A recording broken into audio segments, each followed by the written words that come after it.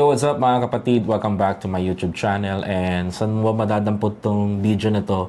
Maraming salamat. Merong kaming liliwanagin na gustong malaman ng taong bayan. Kaya kasama ko ngayong araw na ito si former Senator Antonio Sani Trillanes IV, mga kapatid, upang liwanagin natin, Sen, may mga umuugong na ngayon. Palapit na ng palapit. Itong February. Kasi alam ng taong bayan na inaantay ng mga followers of viewers natin, yung mga madlang people sa buong Pilipinas, Senator Sani, na malaman kung ano na nga ba ang estado ng impeachment ni Sara Duterte. Yan. Okay. Okay. Ganito ang estado niyan. 'Di ba yung unang impeachment last year, ito ay na-archive bunga nung Supreme Court ruling. Okay.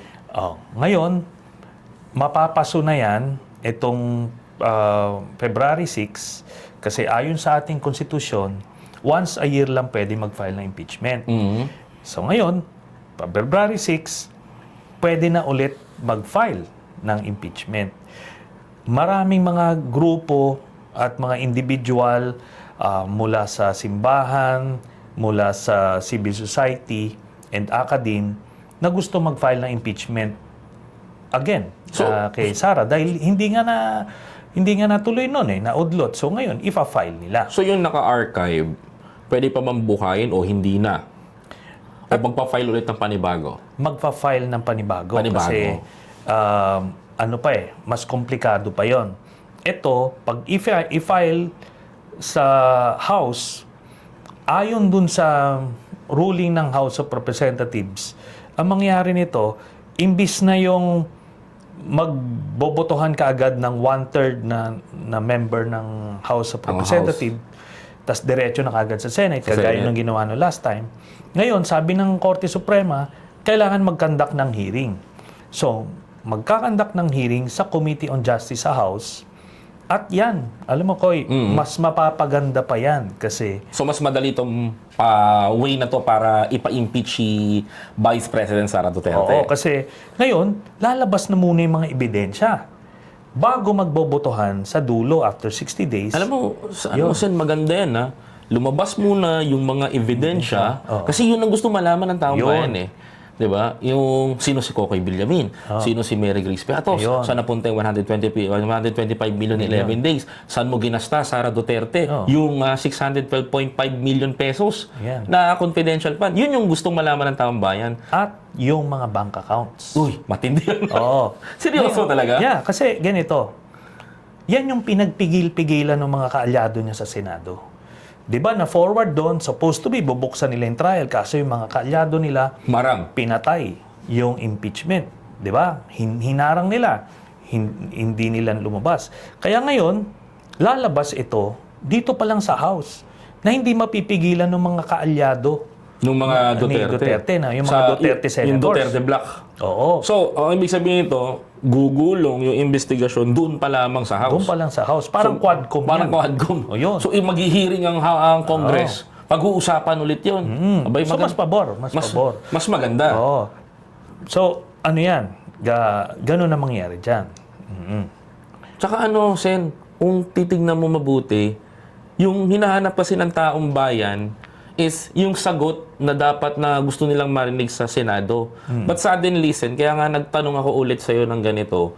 Kasi, malaman man lang namin yung istorya kung bakit ayaw ipaalam ng Senado yung mga Duterte Black at pinapatay nila itong impeachment na to. Dahil malaki talaga yung malaki talaga yung sinasabi natin na makikitang probable cause o kumbaga yung ebidensya na ihahain dito.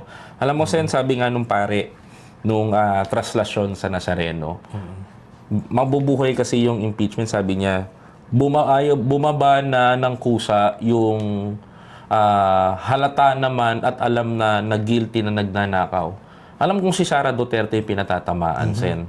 Pero kung maghihiring ito sa Kongreso, hindi na ipopni na sa Senado, yung first hearing, malalaman ng taong bayan, Sen, there is a possibility ba na magbumaba na lang ito si Sara o ituloy niya yung impeachment? Tansya mo, Sen. Makikiramdam yan. Makikiramdam yan. Kasi pag lumabas yung mga ebidensya, hindi na nila maharang to eh. Correct. O pagka lumabas yun doon, makikita yun ng mga congressman. Eh di ngayon, after 60 days, magbobotohan sila. Eh, 1/3, palagay ko makukuha yon.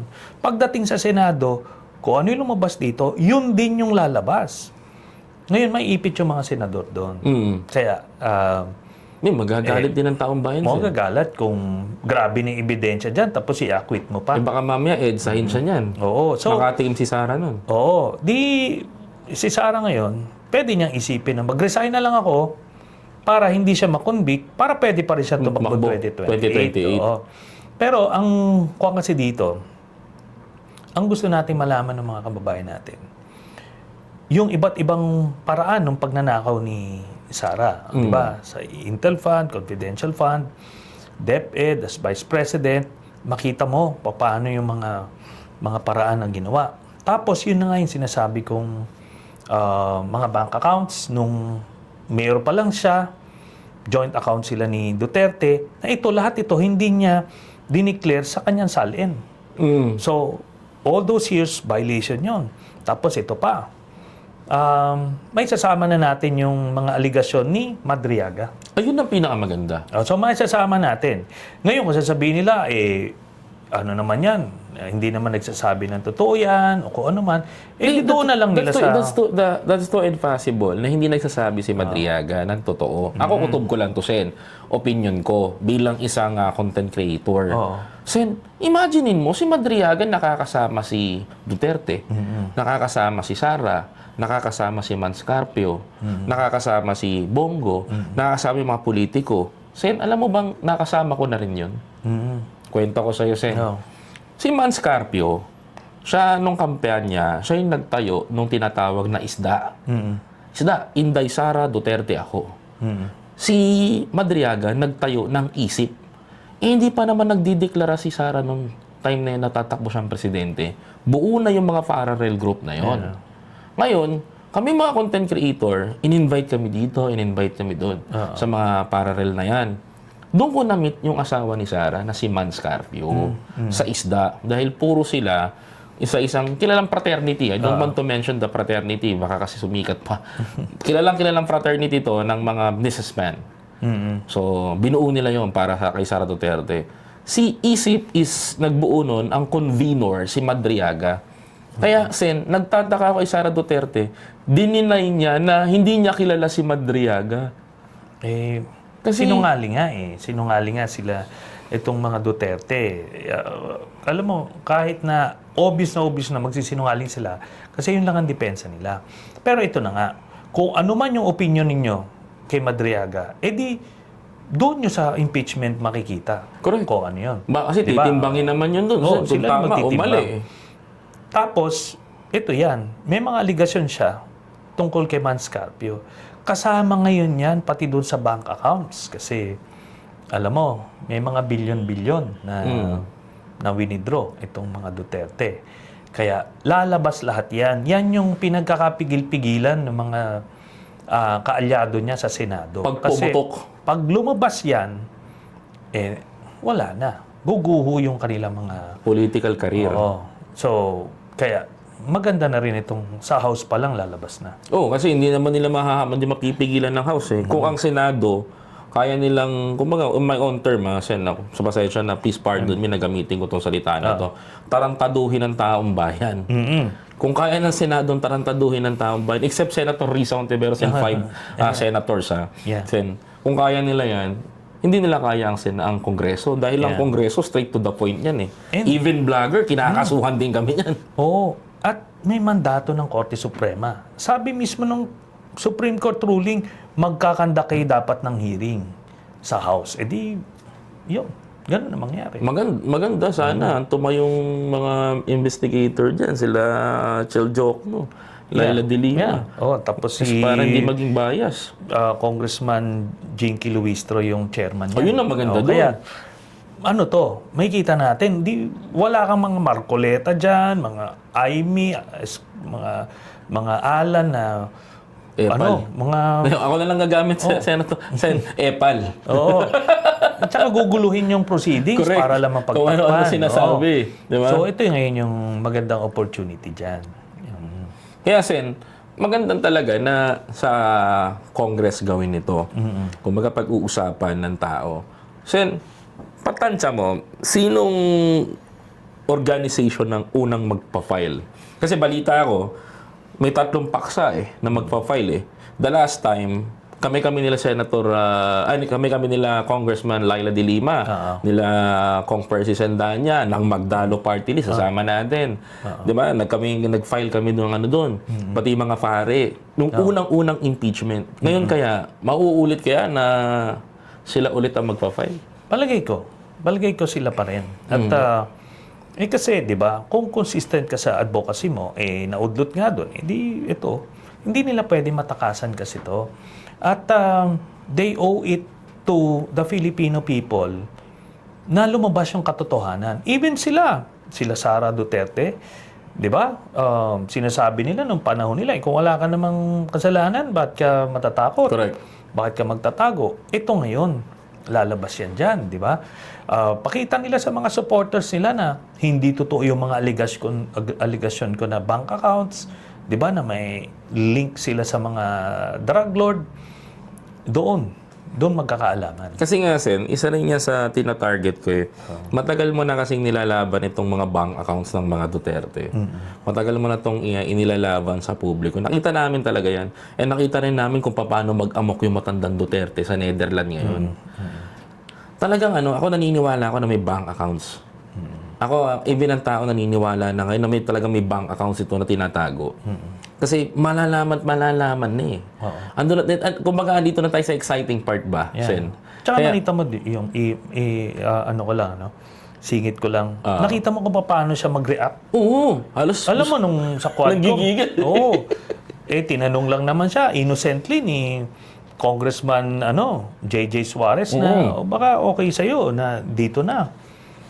Sabi niya, di ba kung malinis ka, sige, amin na yan. Pirmahan ko yan. Oo. Pakita mo sa taong mga mo. Dahil pa-alibay dun Dahil pa-alibay, may sasampalin pa raw ako. Ng microphone.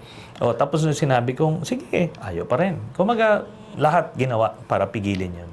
Pero ito pa rin. Dito pa rin tayo pupunta. Aside dun sa Sen, may bala ako ng tanong.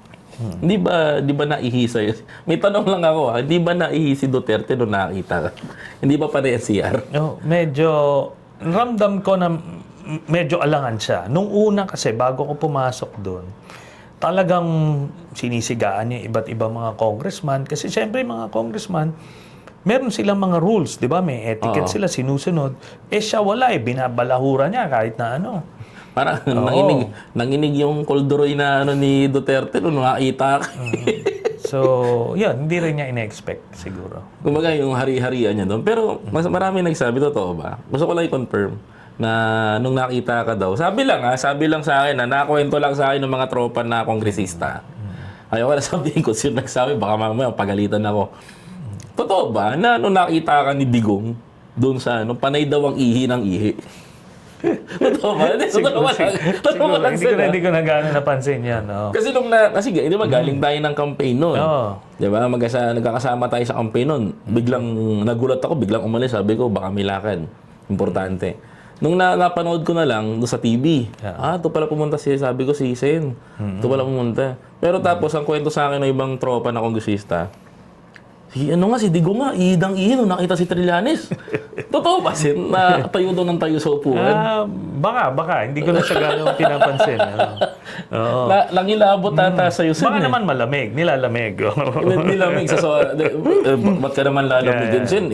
Ang init nga ni Digong doon, binabanatan yung mga Basta't, yun. Sana naman, ito lang mga kababayan natin na naniniwala pa rin kay Duterte, buksan nyo naman yung mga mata nyo. Napaka-obvious naman di ba? Oo. Kaya kung uulit pa yan, di ba? Pag mga ganitong gawain, ilalagay mo pa rin sa Malacanang. At hindi lang itong si Sara, hindi lang yan siya, package yan. Na-imagine mo si Pulong, House Speaker. House Speaker yan. Di ba? O si Baste, gagawin niyang department secretary, di ba?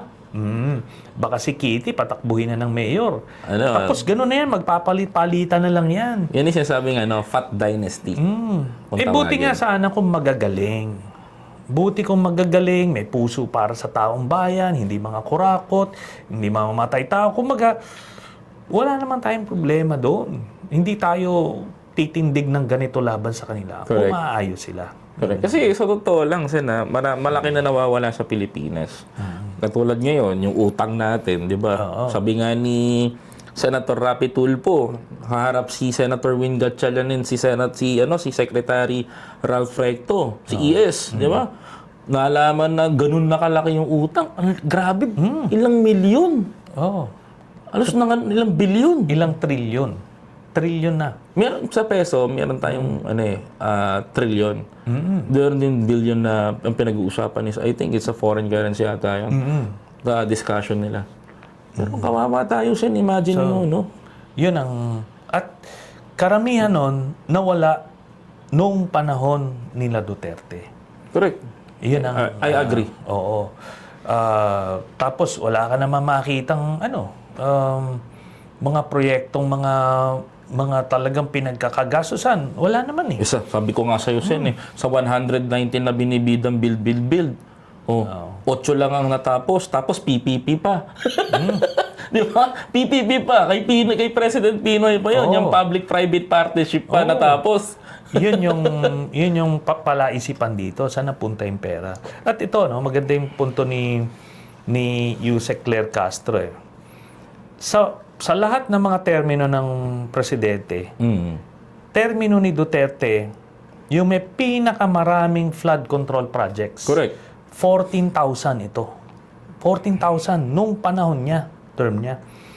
Eh kung ginawa yun na maayos, bakit grabe ang baha dito sa atin? Kaya nga. So, ibig sabihin nun, doon talaga yung mga anomalya. Kaya ito rin naman ang palaisipan. Pinakamarami yung panahon ni Duterte, 14,000 flood control projects. Pero yung ICI, ni isa doon, walang inimbisigahan. Naku. Yun ang Kaya mabigat. medyo katukin natin si Secretary Vince Dizon tsaka yung ICI. ICI, yeah. Diba? Dapat si Secretary Vince Dizon ang magsalita niyan eh. Kasi unang-una siya ang secretary and ang ICI. Pero I think mabubuwag eh. Sana naman. Kasi wala na rin eh. Kung hindi mo imbisigahan yung mga Issue na pinakamabibigat na anomalya. 'Di ba? Si Pulong, pinakamataas Yung na 51 insertion. billion eh. Yun yung may pinakang maraming insertion sa kasaysayan. The history ng First District ng Davao, sa mayroong kasaysayan 51 ng billion. Pilipinas, yun ang may pinakamalaki. Correct. Tapos hindi mo imbestigahan. O tapos si Pulong na Ayaw umate. 200 ang ibinigay na kontrata, binigay sa tatay at kapatid, hindi mo rin inimbestigahan. May problema tayo dyan. Magkakaroon niya. Baka magsara na lang sila. Magsara na lang talaga sila. Tama ba ako, Sen? Kasi baka mamagtanong yung mga kababayan natin eh. Bakit kahit ako nagko-content sa content ko, sabi ko, magsara na lang sila. Tama, di ba? Oo. Kasi kung wala rin namang silbi, wala rin namang Wag na lang. magsara na lang talaga sila. Sabi natin kay Presidente, Mr. President, the ICI is magsasara na lang talaga sila. Sen, speaking of President Bongbong Marcos, mabalik lang tayo. Yeah.